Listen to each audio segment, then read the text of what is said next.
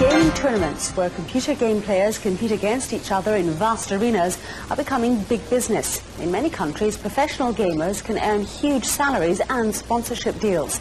But the UK is in danger of falling behind. This modern Paris monument is the latest venue for a new global obsession. These people aren't here for the architecture. They're taking part in a marathon computer games tournament. This is the last sunlight they'll see for 3 days. Inside, it could be nighttime as they plug their PCs into a high-speed or broadband internet connection.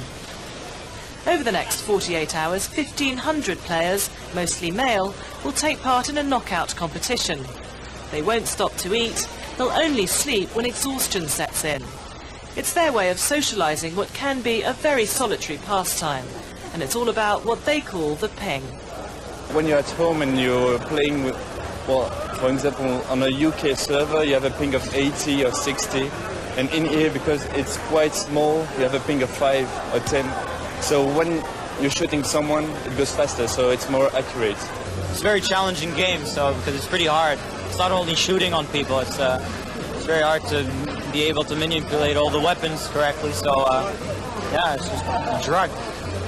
In Korea, these tournaments are big business. Really late night, but we are very excited about it. With $100,000 prizes for professional players.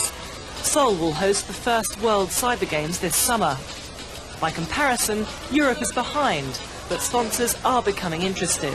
That's because it's now moving from the underground to the mainstream. Now with new technologies, new gaming console, new 3D graphics cards, more and more people are concerned with video games, and there is a wide audience now. In Britain, 5 million people play computer games. By 2004, the market will be worth £3.5 billion. It's an area that telecoms companies are desperate to exploit. Online gaming is exciting because of the speed it brings you. Broadband brings you into a new dimension there. You never know what's going to happen, and you never know who's going to be around the corner, who you're going to be playing against. The telecoms industry are excited about online game services because we have the broadband network that we believe these people are going to require to play online games.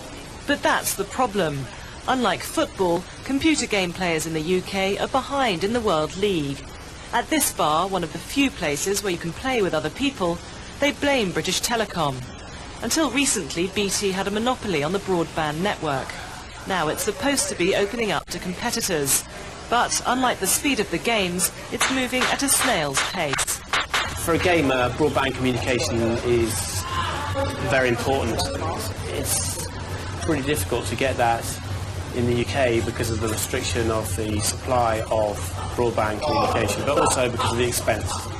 In the UK, we spend more on computer games than we do on going to the cinema. It's already a huge industry, but imagine how much bigger it would be if British Telecom stopped dragging its feet over access to the broadband network. Rebecca Pike, BBC News in Paris.